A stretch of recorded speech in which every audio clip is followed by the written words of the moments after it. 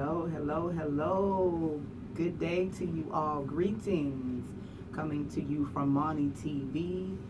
Yes, yes, and FOE Entertainment. And we got some great stuff to talk about today. So, our topic today will be dating someone with anxiety. Anxiety is a real thing, y'all. For those who don't understand what anxiety is, it is an emotional and can be also a mental disorder that basically deals with triggers. They could have come from different things, life experiences, traumatic life experiences in your life. 9 times out of 10, the person has some form of PTSD, post traumatic stress syndrome, that can come from a numerous amount of things. What we want to talk about is when you're dating someone who struggles with anxiety, the dynamics. What does that look like to the person who does not have anxiety, has not experienced anxiety, and has no idea of what in the world that is or looks like?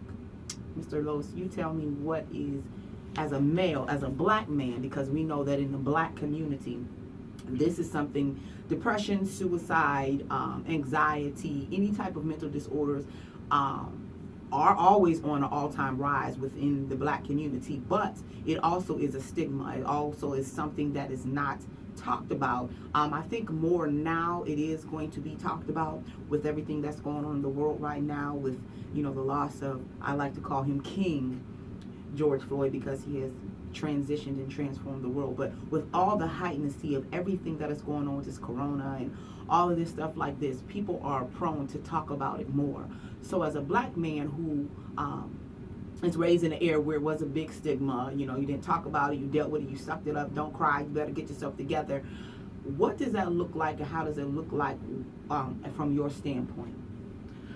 Well, first of all, it's something that's not talked about growing up, and well, in my culture, basically, it's something that wasn't talked about. So basically, when we experience those type of situations, we don't know how to deal with them, and it's actually something that's very common. It's just something that's not talked about, and it's an everyday thing. And today's time with what's going on with the coronavirus and the different social issues, anxiety is at an all-time high, and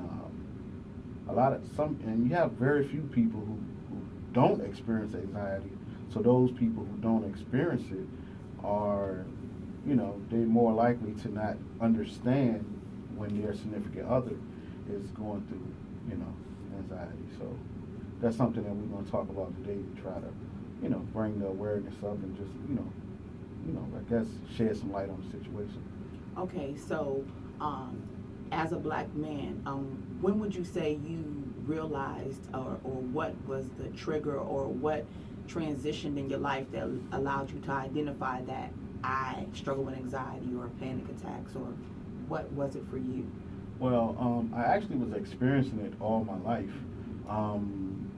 I guess you could say from a baby, but it didn't bother me, or I didn't really pay attention to it until I guess somewhere around middle school or early high school. That's when it became like a major issue. I guess when I was able to understand life and understand the different emotions that I was going through. So I kind of acted out on mine, and I was, began to get into more trouble and things like that. So I was assigned to shrink when I was maybe about 13 or 14, I think 14. And, you know, they had diagnosed me with depression and things like that, but they still didn't touch on the anxiety part of it. And so my first anxiety attack, major anxiety attack, I think I was about 18, and I didn't know what it was, and I didn't, I was afraid to talk to anybody about it because I didn't want to be looked at like I was crazy. So, I kind of held it in for a while, for shucks, years, and I really didn't actually address the actual anxiety issue head on until about 2 years ago, and I'm 43, so you can imagine, going through it for so long and trying to cope with it and deal with it on my own.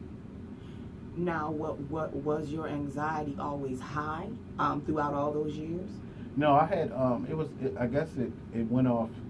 I guess different things triggered it. Like, I guess when I was happy, it wouldn't affect me as much. But whenever I was, whenever my stress levels was high, or I also noticed that healthier times in my life, I had less anxiety too. Like when I was,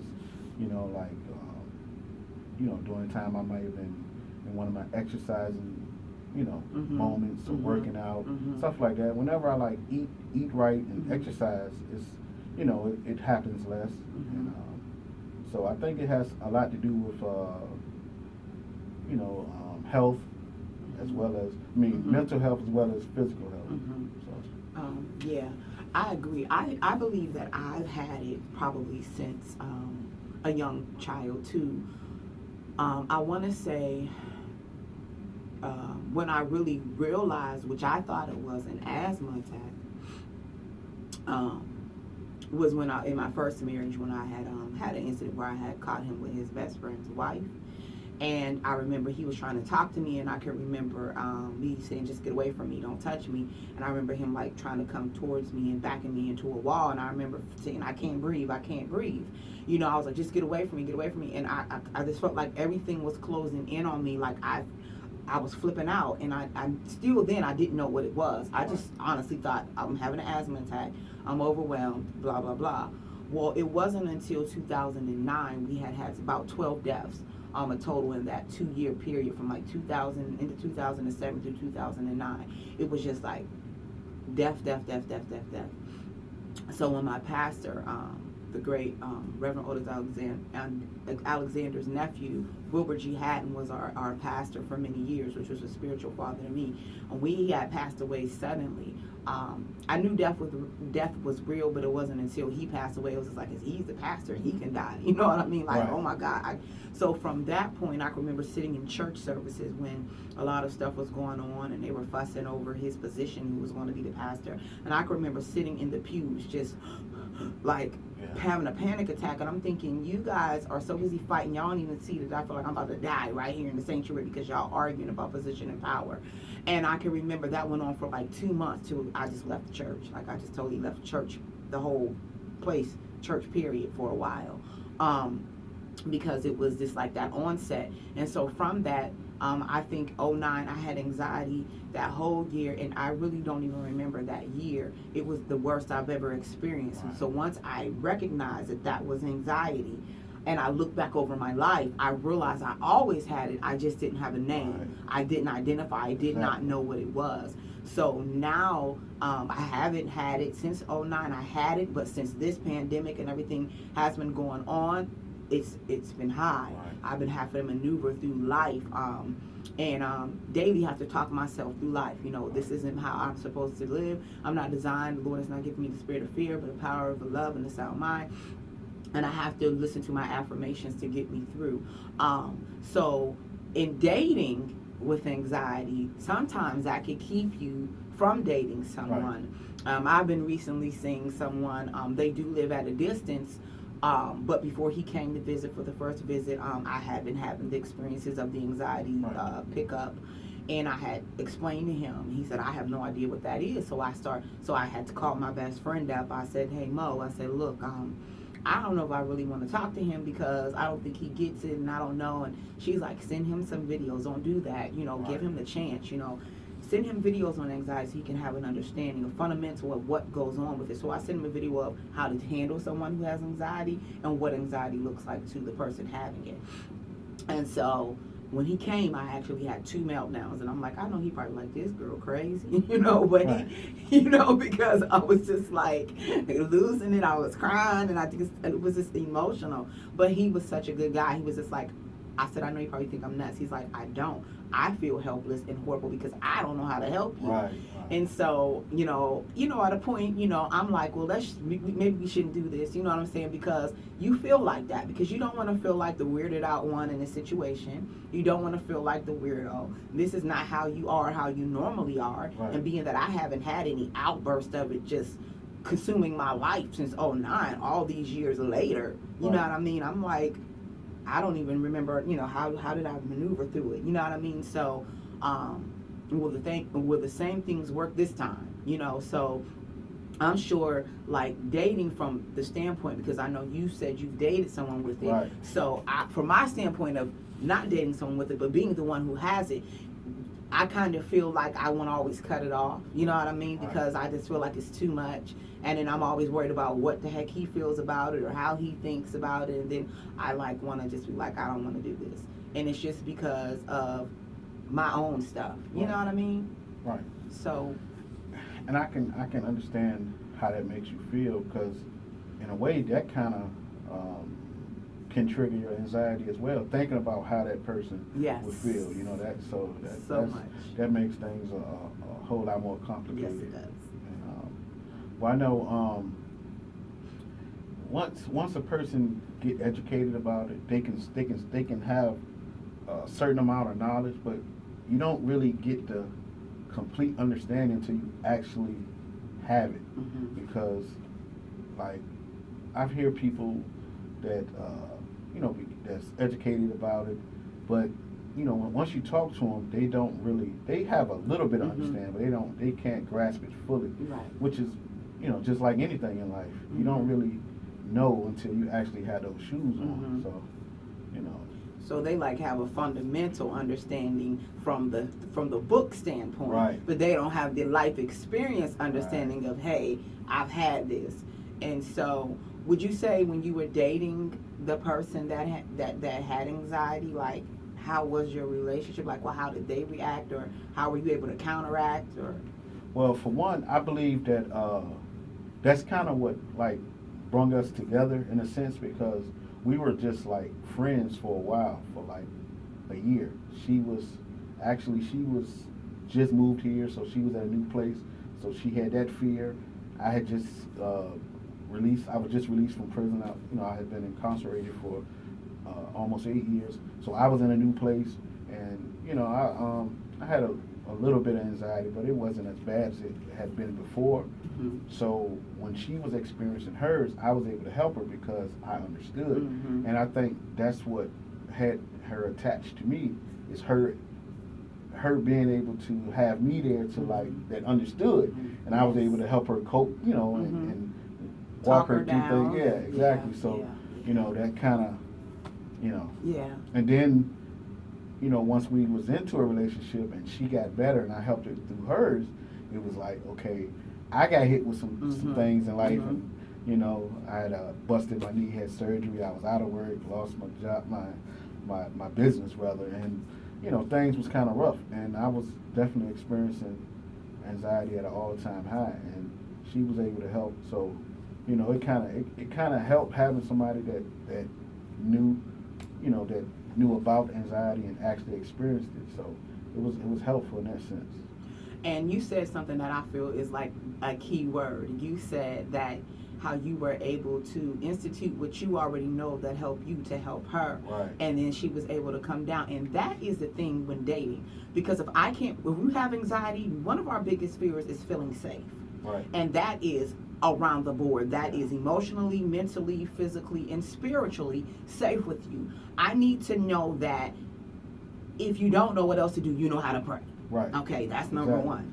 If you don't know what else to do, you can just know that it's okay. You have discernment enough to say, okay, I can touch her. I can try to coddle her right now. Because I was talking to one of my friends, and I want to bring her in one day to talk about it, because she suffers with it too. And we were talking yesterday, and she said something that was so profound that I thought I was the only one going through it. But she said, no, when you're like that, I need to be coddled. She said, I think anyone, you need to be coddled, not rubbed. You just need to be coddled, because it's a place that you have to go to in order to come down. And so I think with me, like we're talking about dating, if I don't feel all the way around the circle safe with you, you're going to trigger me. Right.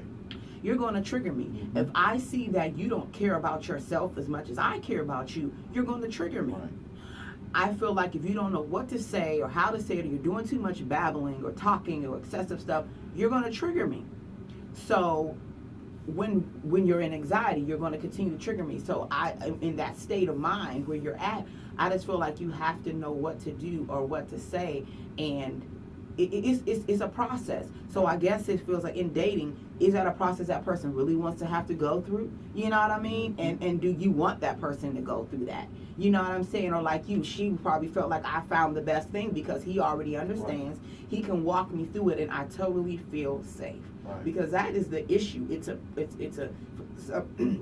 For some reason you feel like you're not safe. Like, I don't know why. It's just right. That is the main trigger usually for some type of thing. Is something that you felt where you weren't protected.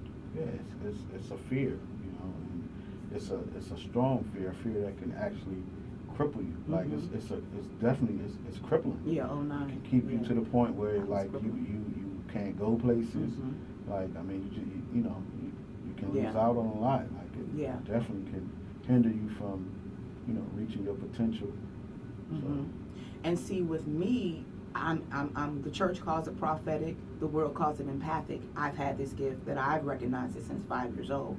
So on top of that, if I can feel the energy of what's transforming in the world and transpiring and transitioning in this entire universe right now, right. And then you have them messing with different things, which is a whole nother topic. You have them messing with frequencies, you know, from 4G to a higher 5G. So then you're messing with our molecular structure as humans, right. And so I'm already open to so many things in energy. So it's like finding your balance, right. Finding your balance, and knowing that you can be involved with someone who's not going to throw off your balance. Right. Shout out to LC, who just released his single Balance. I have to let you hear that song. Looking forward to hearing it. Mr. Los, you're going to love it. And that song right there has been bringing me through the last couple of days since probably the 30th of May. And I've been listening to that every day. And people will say, oh, secular music can't do this. I'm going to tell you what. Oh, no. Fantasia song, Sometimes You Gotta Lose to Win Again, was my worship song that got me through my separation and now my divorce.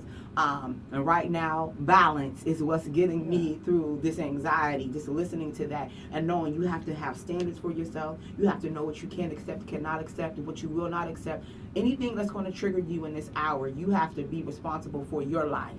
You have to be responsible for your health. Right. I agree. So do you think that two people who have anxiety can it be toxic, or can it be healthy, or can they help each other? I believe it can go both ways. I mean, it can be toxic, but it also can be fulfilling, because if you have that person that has it, if both people have it, and long as it's one at a time. That's what I was going to say. Wonder if you have it together. But I believe that all of it can be conquered. So I believe it's hard for both to experience it, because if you know you have to be strong for your other, then you're not going to probably have anxiety, because you're going to be so busy trying to, you know, give your significant other that helpful energy. Mm-hmm. Now, once your significant other builds up and you know and get back to where they're stable, right? Yeah. Now then it might happen with boom. Now my turn. That's what kind of happened to us. Like, it happened, I think maybe 2 or 3 times where I was giving all of my, I was helping and comforting her, and then once she got situated, maybe a couple hours later or next morning, it was like boom, I'm right there. So, but I think in the end, it can be helpful, or it could be toxic. But for the most part, I'm gonna go with the more on the helpful side than toxic. Okay. That's wow. And see, I would think, just my mindset, I would think that it might start out great, but end up in a doggone crash and burn, because you feed off of each other's energies, right. And just because of that, for me, because of the extra stuff I have with being prophetic or / empathic, whichever you want to state it as, For me, I get everybody. So like, I think it would be rough for me to be with somebody that had it as frequent. Right. Now, if it was somebody who said they experienced it and possibly they've got the help or even maybe the medication Right. that they've needed, rather it be CBD, rather it be something pharmaceutical, whatever it is, I think they will be helpful and it be Oh helpful. yeah. But if you're like winging it on the everyday, I think that it could be a crash Oh and yeah. burn. Now, if it's something that's constant, and both are constant, then yeah, that definitely wouldn't. That dead, and I think that definitely would be toxic because, I mean, what would be able to get done? Like, Right.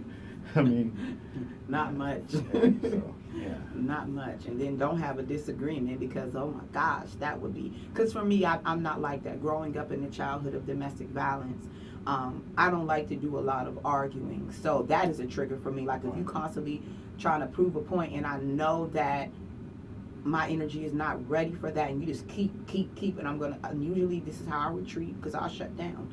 I'll say, I don't really want to talk about this right now. We could just talk about it later. But if you keep pushing and keep pushing and keep pushing, I'm going to shut down. And I probably will dismiss myself from the whole environment, period. Right. Get in my car, walk, whatever, get away from you. Right. Because my next thing is I feel like you are harming me. Right. And then it's going to probably become into a physical altercation only because I feel like I don't know what's going to happen. And even though that's not even your mindset, my fight or flight. And I live in that. And I've realized that I've lived in that most of my life. From about second grade till probably I've recently realized I've lived in the fight or flight mode for most of my life.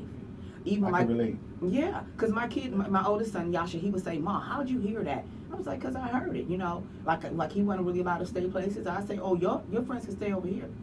Because I'm going to hear everything. They moving in the room. What y'all doing? How you hear that? Because I hear it. I thought you was asleep. I was. But my spirit is open. Yeah. And I hear what is going on because I had to. With domestic childhood violence in my childhood like that, I had to because I constantly heard the whoop, the dragging, the glass breaking, my mom screaming.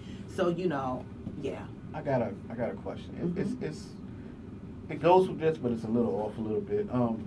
Would you consider that? Because I'm able to do those same things that a lot of that that you was talking about. Do you think it's considered a gift and a curse at the same time? Oh my gosh, do I ever? I have questioned Elohim throughout my life. Why did you give me this gift? I don't understand. And I would say it's a blessing and a cursing at the same time because you see and you hear so much, and then you're heightened and you're awakened, but the cursing is I don't know how to shut it off just so that I can have time to heal. Right. Because we're constantly opening ourselves up spiritually and mentally and emotionally to these entities or these spiritual things that we don't have time to say, okay, retreat and rest. So what I'm learning with all of that's going on right now is I'm trying to learn balance and how to retreat and how to turn off my phone and not be like, you know, why you ain't call me? Look, I didn't call you. You know, and stop having to explain, especially to people who are ignorant to anxiety. Exactly. I'm not fitting to get in now because I'm hyped up again and you about to throw me into a whole nother place that I just came out of. So at this point, we have to protect our mental health and our emotional health and our spiritual health. So at this time, if you're going to be violating that, then I'm not going to talk to you. I will block you. That's what I do. I go on my shutdown periods where I might shut down for a week. And people be like, man, like, even my mom, like, I'd be like, look, it's no, you know, it's not me trying to be funny. It's not, you know, but I have to distance myself. Yes, so I can, you know, get grounded. Get back grounded. Exactly. And so I just say that to anyone out there who does struggle with anxiety, we are here for you. We understand that this thing is a real thing. Definitely. And we definitely wanted to talk about the dating because so many people won't date, don't date, or have been in outer relationships because no one understands their anxiety. Why? Because we suffer in secret and in silence. So a lot of times your partner does not know what's going on with you. One of my girlfriends who is also a nurse practitioner who deals with mental health, and she was saying, you know, Mo, you have to tell the people in your circle how to talk you down because they don't have a clue, and if you don't tell them, they're going to trigger you. So you have to tell them, okay, if you see me having one, you need to say, I need you to just let me know that you're here for me and that I'm safe. Tell me to breathe. Tell me it's going to be okay. tell me that everything is absolutely fine because you're here to help me and to protect me. That's what I need to know. So I'm just want to say, and Mr. Los, we just want to encourage y'all that we get it. We get it. And if you are afraid of dating, you just have to know what you want. Look for yourself when you're dating, meaning someone who can understand, someone who's willing to understand, to study, to get it, to get you. And if they can't do that, they don't deserve you. Because at the end of the day, we're just people who have been traumatized by life. And it's not something that we ask for, especially those of us who have been traumatized from childhood. Nobody, woke up and said, I want to be traumatized and have anxiety for the remainder of my days. No one took on this and decided to wear this coat. It was placed on us by traumatic events in our lifetime. And I just want to encourage someone out there to know that it is not your fault. And you cannot help when you're triggered. Sometimes we can, certain things we can when somebody's getting on our nerves and we know we need to be strong enough to say, look, I gotta go. And if they be like, why? Be like, I'll talk to you later, and hang up. Like, people probably think today that I'm rude to certain people, but when you get to babbling and talking about the foolishness, and I already told you, look, today is one of those days, and you just dismiss that, or you don't understand the severity of it, then I'll tell you, I gotta go. I gotta go. They be like, what's wrong with you? I gotta go. I'll talk to you later. Bye. And I hang up because you're not going to disrupt my peace. And in this hour, anything disrupting your peace, you do not need to have added on to all the other stuff that's going on around in this universe. Anything you else want to say? Only thing I wanted to say is just be aware that, having anxiety does not make you weird. It doesn't make you crazy. Yes. It's perfectly normal. It's just like you said, it's just when, once we become traumatized, our body just experience certain things. And, we just have to, learn how to get grounded, learn how to be patient, learn how to be around. We have to be around those people that has love, that's, just sincere and your well-being. Yes.